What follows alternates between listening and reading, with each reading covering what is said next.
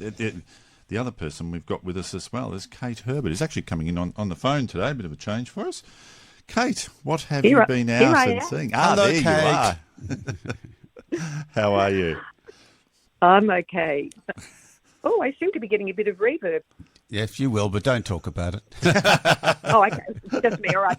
So I've got two shows that I've seen that I've not had time to talk about. One is, in fact, finishing tonight, Lady Day at the Emerson Bar and Grill. I'll talk briefly about something else before that. Who's Afraid of Virginia Woolf, the Edward Albee play at Red Stitch, is on until the 17th of December. And it's a really terrific production with David Whiteley playing George and Kat Stewart playing Martha, and they're people who started Red Stitch, or some of the initiators, founders, but they're also a married couple themselves. So they're playing this bitter, frustrated and hard-drinking middle-aged couple in this brutal examination, or rather a dissection of the dysfunctional and volatile marriage of this couple. It's set in their home. A young couple come to drinks that night and all goes awry is really the only way you can describe it. There's a famous film with Richard Burton and Elizabeth Taylor, of course.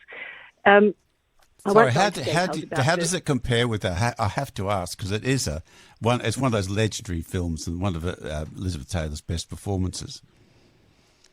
It is quite different, and a stage version of this, even though the movie is set, well, I think it's all indoorsy, so it has that feeling of the drama set on a film.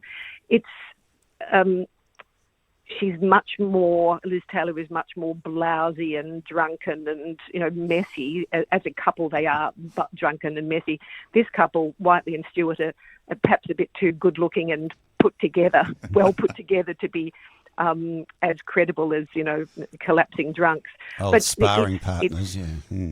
They are. Well, they do wonderful sparring and bitter, hard drinking and routine humiliation and point scoring and rather bizarre psychological games that they play. And because this other young couple is sort of drawn into this orbit and caught up in it, it highlights the bizarre quality of what goes on in this home. They take no prisoners except for Nick and Honey, the couple that they've got in the house. Taught direction by Sarah Goods, very talented cast, and you're so close to them at Red Stitch, you can almost smell their boozy breath. But it is different from the film, but I would suggest if you've got a chance in the next week, it's on till next Sunday, the 17th, it's worth getting a look at. Tiny space. It is. The Red Stitch is actually a wonderfully intimate space now. When I go there, I tend to sit further back and up because you can be right down there almost on the stage with the actors. Where do you like to be in an intimate theatre? I like to sit in about D or E row, sort of, almost halfway up, not right at the back. I find that just a little bit dizzying because it's quite a steep rake. But front row, as you say, I like to take a few notes. I don't like to sit in the front and disturb them, but it can be, you really can sort of see the spit flying through the air. If you're very brave, you sit in the front row. Well, yeah, exactly. It's very close to the door too, but it's a quick escape. Yeah. But I do want to talk about Lady Day at Emerson's Bar and Grill, written by Lainey Robertson. It's at the Fairfax. It's an MTC production, Melbourne Theatre Company, and honestly, it is an extraordinary performance by Zahra Newman, who plays Billie Holiday, the marvellous jazz blues singer from mid-last century. She totally inhabits the heart and the body and the spirit of Billie Holiday, who was known as Lady Day, something I didn't know. And this is an inspired and, I have to say, poignant performance of this play, this character.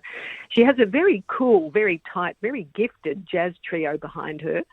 I won't list them all, but it's piano, upright bass and drums. Kim Perling is on piano, but he's playing her host and her Lady Day partner at the time, boyfriend.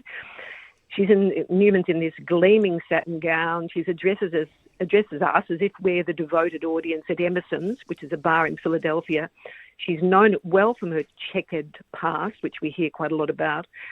She's supported, Lady is supported, and I say that in all meanings of the word, by Jimmy, the pianist, who is so patient, and he's her current beau. And sometimes he has to prop her up or help her off stage because she gets progressively more and more soused as the evening goes on. She's been in jail for a year because of heroin possession.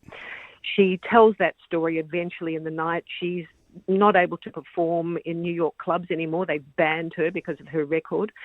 It is a wonderful musical journey and a journey through this character's world. And she's so on point in every way, musically, in performance, the voice. And I have to commend Geraldine Cook-Daphner for the vocal and dialect coaching. It's exceptional. She does sing God Bless the Child and Strange Fruit, which she says are always her most requested, or Lady Day's most requested. It's an experience and illuminating and touching, but it never slips into exposition, even though we find out about her life and trials. Do you mean by that it's not like a ghoulish sort of experience to be watching it? No, I don't think it's that. And when I say that it doesn't slip into exposition. She's not just narrating her life. So it's not a self-narrated concert. It's her doing a gig. And as she does the gig, she does this sort of repartee with the audience, which starts off quite light. Then as she gets more and more drunk, it's more and more personal and exposing, I suppose. But it's moving rather than mawkish. It's not sentimental. It really is an exceptional night at the theatre, and she is charismatic. I mean, really, I don't know if there are any tickets.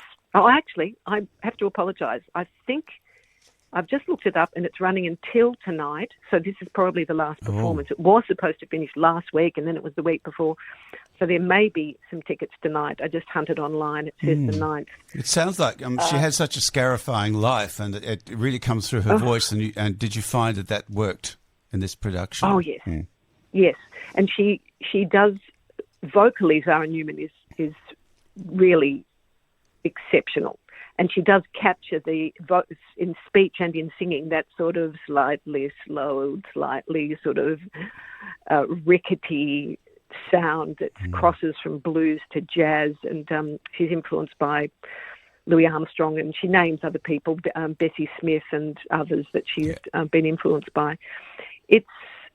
And by the way, it's directed by Mitchell Butel, who's a wonderful musical theatre performer as well, and he's now running the South Australian Theatre Company. It's discreet, it's unobtrusive, it just focuses our eyes and ears on Zahra Newman in this holiday story for the holidays.